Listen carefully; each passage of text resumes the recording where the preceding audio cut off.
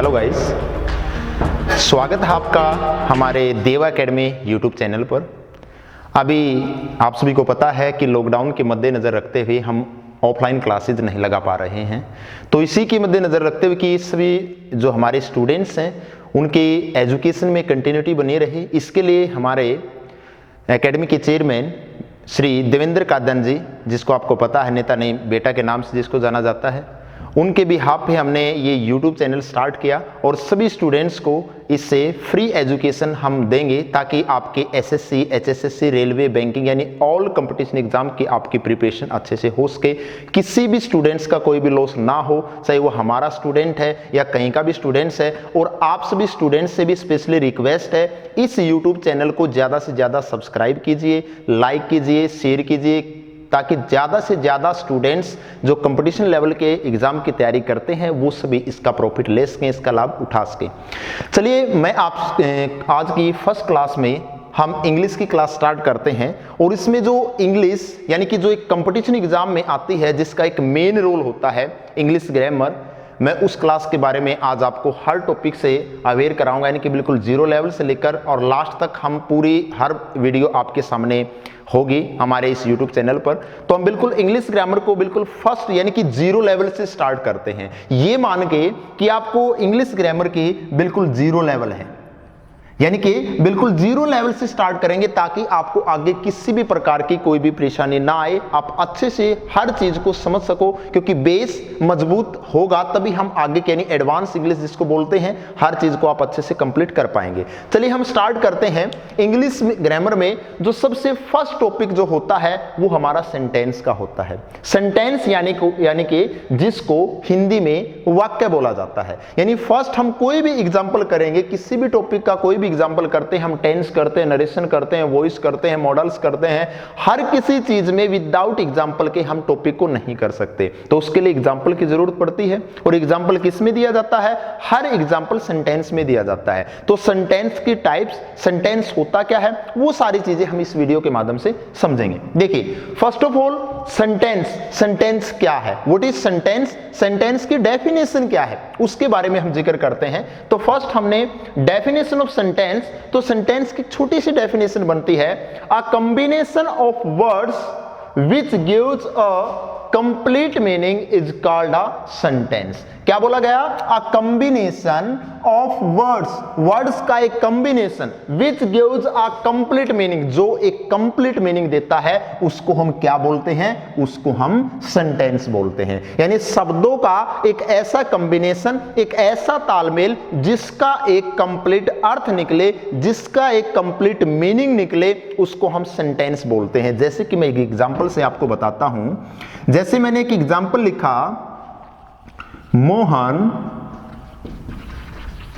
Pledge cricket. मैंने आपके सामने एक सेंटेंस लिखा, Mohan pledge cricket, Mohan cricket खेलता है। यानी कि इसका यानी क्या है, ये एक सब्जेक्ट लिखा गया, एक वर्ब लिखी गई, एक ऑब्जेक्ट जो भी लिखा, यानी कि कंप्लीट हमने इसमें सब्जेक्ट, ऑब्जेक्ट, वर्ब का यानी वर्ड्स का एक कॉम्बिनेशन बनाया। और इस कॉम्बिनेशन का क्या निकलता है? एक कंप्लीट मीनिंग निकलता है, मोहन क्रिकेट खेलता है। यानी कि इसको हम क्या बोलेंगे? इसको हम एक सेंटेंस बोलेंगे।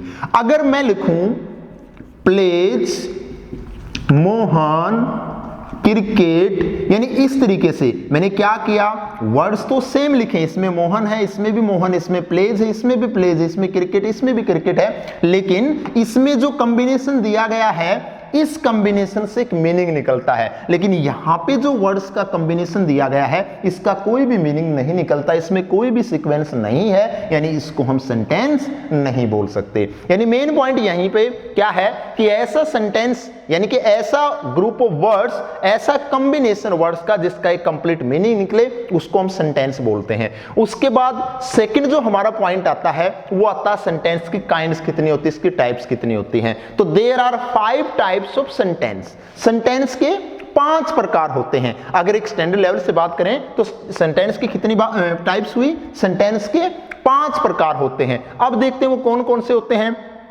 फर्स्ट इसमें हमारा जो आता है वो है असर्टिव सेंटेंस। फर्स्ट हमारा क्या आया? Assertive sentence. और असर्टिव सेंटेंस आल्सो 2 टाइप। इस असर्टिव सेंटेंस के भी 2 प्रकार होते हैं। एक अफर्मेटिव, इसी को हम बोल सकते हैं पॉजिटिव, इसी को हम बोल सकते हैं पॉजिटिव सेंटेंस, इसी को हम बोल सकते हैं अफर्मेटिव। ये असर्टिव की काइंड्स है। और ऐसे असर्टिव की दूसरी काइंड जो हमारी है वो है नेगेटिव सेंटेंस। उसके बाद नेक्स्ट इसी में सेकंड टाइप्स हमारी होती है इंटेरोगेटिव सेंटेंस, थर्ड टाइप्स हमारी इसमें आती है इंपेरेटिव सेंटेंस, फोर्थ टाइप हमारी इसमें आती है ऑप्टेटिव सेंटेंस, और लास्ट टाइप हमारी इसमें आती है एक्सक्लेमेटरी सेंटेंस। अब हम वन बाय वन सभी जो भी काइंड्स दी गई उसको एक्सप्लेन करेंगे, यानी कि कैसे इनकी पहचान होती है, क्या इनका काम होता है। तो वन बाय वन सभी को कंप्लीट करते हैं। तो फर्स्ट चलते हैं हम असर्टिव सेंटेंस से। अगर सिंपल लैंग्वेज से मैं आपको बिल्कुल सिंपल लैंग्वेज से बताऊंगा, क्योंकि मेन आपको इस चीज को समझना है। फर्स्ट हमने इसमें देखा असर्टिव सेंटेंस। असर्टिव सेंटेंस बिल्कुल साधारण वाक्य होते हैं, सिंपल सेंटेंस होते हैं, यानी कि जो बिल्कुल सिंपल सेंटेंस जिनके लास्ट में जो पंक्चुएशन मार्क है ये भी क्या यूज किया जाता है, फुल स्टॉप यूज करते हैं। इसके लास्ट में क्या यूज किया जाता है, फुल स्टॉप यूज किया जाता है। और ये बिल्कुल साधारण वाक्य होते हैं। और इसके दो प्रकार कौन से मैंने बताए आपको, एक अफर्मेटिव, एक नेगेटिव सेंटेंस। अब इसमें जो दिया गया पॉजिटिव सेंटेंस, जैसे मैंने एक एग्जांपल दिया, I am going to market. मैंने आपको एक एग्जांपल दिया, I am going to market, मैं बाजार जा रहा हूं, यानी ये कैसा सेंटेंस है, अफर्मेटिव सेंटेंस। पॉजिटिव सेंटेंस वो होते हैं जिसमें हां का भाव होता है। जरूरी नहीं इसमें यस लगा मिलेगा, इसमें जो भाव है, इसकी जो सेंस है वो हां में निकलेगी। उसको हम क्या बोलते हैं, उसको हम पॉजिटिव सेंटेंस बोलते हैं। I am going to market. और नेगेटिव के तो नाम से ही पता चल जाता है, नेगेटिव सेंटेंस वो होते हैं जिसमें ना का भाव होता है, जिसमें नॉट इंक्लूड किया जाता है। जैसे मैंने यहां पे लिखा, I am not going to market, मैं मार्केट नहीं जा रहा। यानी जिसके अंदर नॉट इंक्लूड होता है, जिसमें ना का भाव निकले, वो हमारे नेगेटिव सेंटेंस होते हैं। तो पॉजिटिव जिसमें हां का भाव, नेगेटिव जिसमें ना का भाव। चलिए अब बढ़ते हैं सेकंड टाइप्स की ओर। सेकंड टाइप हमारी जो होती है, यानी कि इंटेरोगेटिव सेंटेंस। इंटेरोगेटिव सेंटेंस कौन से होते हैं, जिसमें हम किसी से कोई प्रश्न करते हैं, या हमसे कोई प्रश्न करता है, किसी से कोई क्वेश्चन पूछा जाता है, उसको हम बोलते हैं इंटेरोगेटिव सेंटेंस। अब इंटेरोगेटिव सेंटेंस के भी दो प्रकार हैं। फर्स्ट, एक ऐसे सेंटेंस जो किसी हेल्पिंग वर्ब से स्टार्ट होते हैं। हेल्पिंग वर्ब यानी कि जैसे is, am, are, was, were, has, have, ऐसे बहुत सारी हमारी 24 एक्सुलरीज वर्ब होती हैं। यानी कि जो सेंटेंस किसी हेल्पिंग वर्ब से स्टार्ट होते हैं। एक टाइप तो हमारे इंटेरोगेटिव के अंदर वो आती है। दूसरी टाइप ऐसे इंटेरोगेटिव सेंटेंस जो किसी WH फैमिली वर्ड से स्टार्ट होते हैं। WH फैमिली वर्ड का मतलब WH, जैसे कि what, which, where, why, whom, ऐसे हमारे यानी जो W और H से जो वर्ड स्टार्ट होते हैं वो हमारे किस में आते हैं, WH फैमिली वर्ड्स के अंदर आते हैं। यानी जो सेकंड टाइप जो WH से स्टार्ट होते हैं, फर्स्ट टाइप जो हेल्पिंग वर्ब से स्टार्ट होते हैं। अब बात आती है इन दोनों में डिफरेंस क्या है, क्या अंतर है। तो इनमें बहुत अंतर है। जो सेंटेंस किसी भी हेल्पिंग वर्ब से स्टार्ट होते हैं, जो सेंटेंस किसी भी हेल्पिंग वर्ब से स्टार्ट होते हैं, उसका आंसर हम यस और नो में दे सकते हैं। फॉर एग्जाम्पल, मैंने एक छोटा सा सेंटेंस आपके सामने बोला, मैंने लिखा आर यू अंडरस्टैंड। मैंने लिखा आर यू अंडरस्टैंड और उसके पीछे लगाया साइन ऑफ इंटेरोगेशन, क्योंकि इंटेरोगेटिव जो सेंटेंस होते हैं उनके लास्ट में जो पंक्चुएशन मार्क है वो हमारा क्या आता है, साइन ऑफ इंटेरोगेशन। यानी कि इंटेरोगेशन साइन जिसको बोलते हैं, जो इंटेरोगेटिव सेंटेंस के लास्ट में यूज किया जाता है। आर यू अंडरस्टैंड, तो आप बोल सकते हैं यस सर, नो सर। यानी ये सेंटेंस किससे स्टार्ट हुआ, किसी भी हेल्पिंग वर्ब से स्टार्ट हुआ। तो बात क्या है, जो सेंटेंस किसी भी हेल्पिंग वर्ब से स्टार्ट होते हैं, लास्ट में क्वेश्चन मार्क आता है, तो ऐसे इंटेरोगेटिव सेंटेंस को हम बोल सकते हैं यस और नो क्वेश्चन सेंटेंस। उसके बाद सेकंड जो किसी WH से स्टार्ट होते हैं। अब मैं एक छोटा सा एग्जांपल और दूंगा। जैसे मैंने आपसे पूछा वेयर आर यू गोइंग, मैंने एक WH फैमिली वर्ड का यूज करके आपसे पूछा वेयर आर यू गोइंग, आप कहां जा रहे हैं, आप कहां जा रहे हैं। तो आप कभी भी इसका आंसर यस और नो में नहीं दे पाएंगे। आपको बोलना पड़ेगा जैसे मेरे से किसी ने पूछा वेयर आर यू गोइंग, और मैंने बोला I am going to market, I am going to academy, I am going to school, यानी कि कंप्लीट सेंटेंस बोल के हमें इसका आंसर देना पड़ता है। यानी जो सेंटेंस हमारे WH से स्टार्ट होते हैं, व्हाट, विच, वेयर, होम, यानी जितने भी वाई, हु, जो भी हमारे WH फैमिली वर्ड से सेंटेंस स्टार्ट होते हैं, उसका आंसर हमें कंप्लीट सेंटेंस बोल के ही देना पड़ता है। उसके बाद बढ़ते हैं नेक्स्ट इसकी थर्ड काइंड्स की तरफ। जो इसकी थर्ड टाइप्स होती है हमारी, वो होती है इंपेरेटिव सेंटेंस। इंपेरेटिव सेंटेंस को हम डेली यूजेस सेंटेंस भी बोलते हैं। डेली यूजेस सेंटेंस क्यों बोला जाता है? क्योंकि सबसे ज्यादा हम पूरे दिन में इस इंपेरेटिव सेंटेंस का ही यूज करते हैं। अब इंपेरेटिव सेंटेंस में क्या आता है? अगर किसी को कोई एडवाइस दी जाए, अगर किसी को कोई सजेशन दिया जाए, अगर किसी को ऑर्डर दिया जाता है, किसी को कोई कमांड दी जाती है, अगर किसी से रिक्वेस्ट की जाती है, तो ये सारी चीजें हमारी किस में आती हैं? ये हमारी इंपेरेटिव सेंटेंस में आते हैं। अगर किसी चीज को प्रोहिबिटेड दिखाया जाता है, प्रोहिबिटेड का मतलब है किसी चीज को मना करना, जैसे कि देखिए advice, suggestion, order, command, request, prohibition, ये सारी चीजें हमारी किस में आती हैं? ये थर्ड टाइप्स यानी कि इंपेरेटिव सेंटेंस के अंदर आती हैं। अब सारा दिन में हम क्या करते हैं? एडवाइस का मतलब किसी को सलाह देना या हमें कोई सलाह देता है, किसी को सजेशन यानी कि सुझाव देना, ऑर्डर, कमांड यानी किसी को आदेश देना, रिक्वेस्ट यानी किसी से प्रार्थना करना, प्रोहिबिशन का मतलब होता है जब हम किसी चीज को मना करते हैं एक ऑर्डर की सेंस में। जैसे हम किसी भी होटल में जाते हैं, कहीं घूमने जाते हैं, तो वहां पे एक बोर्ड लगा होता है कि यहाँ पे कार पार्क नहीं करनी। मैं बिल्कुल सिंपल सेंटेंस से आपको समझाना चाहूंगा, यहाँ मोबाइल फोन यूज करना मना है। ऐसे ही ऐसे ऑर्डर की सेंस में जब हमें बताया जाता है यहाँ पे स्मोकिंग करना मना है, यहाँ पे थूकना मना है, यहाँ पे हॉर्न बजाना मना है, तो इस तरीके के जो सेंटेंस होते हैं उनको हम बोलते हैं प्रोहिबिशन सेंटेंस यानी कि प्रोहिबिटेड चीजें। तो ये हमारे किसके अंदर आती हैं? इंपेरेटिव सेंटेंस के अंदर। इस इंपेरेटिव सेंटेंस के लास्ट में भी जो पंक्चुएशन मार्क होता है वो फुल स्टॉप यूज करते हैं। जैसे मैं एक एग्जांपल देना चाहूंगा, एक छोटा सा एग्जांपल। मैंने आपको बोला कम हियर, यानी कि इधर आइए। मैंने आपको क्या दिया? मैंने आपको ऑर्डर दिया, तो ऑर्डर है तो इसका मतलब कौन सी टाइप हुई? इंपेरेटिव। अगर इसी के आगे मैंने लगा दिया प्लीज, प्लीज कम हियर, कृपया करके इधर आइए, तो भी क्या किया? रिक्वेस्ट की, और रिक्वेस्ट भी किस में आती है? इंपेरेटिव सेंटेंस के अंदर ही आती है।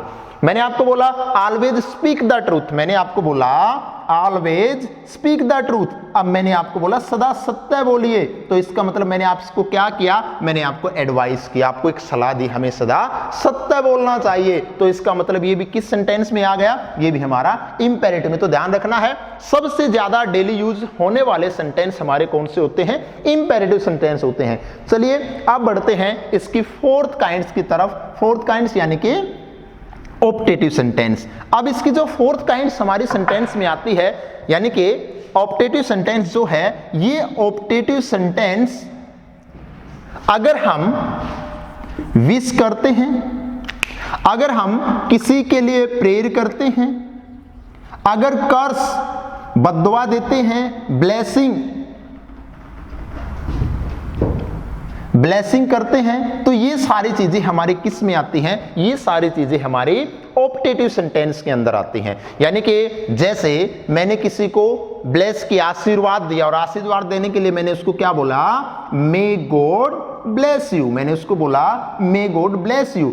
और एक इसकी पहचान, इस ऑप्टेटिव सेंटेंस के लास्ट में जो पंक्चुएशन मार्क होता है वो होता है sign of exclamation. Exclamatory sign जिसको बोला जाता है, हिंदी में जिसको विस्मयादिबोधक चिन्ह बोला जाता है, वो इसके लास्ट में यूज किया जाता है। किसके लास्ट में? इस ऑप्टेटिव सेंटेंस के लास्ट में। मैंने क्या बोला? मे गॉड ब्लेस यू, मैंने किसी को आशीर्वाद दिया, तो कौन सा सेंटेंस हुआ?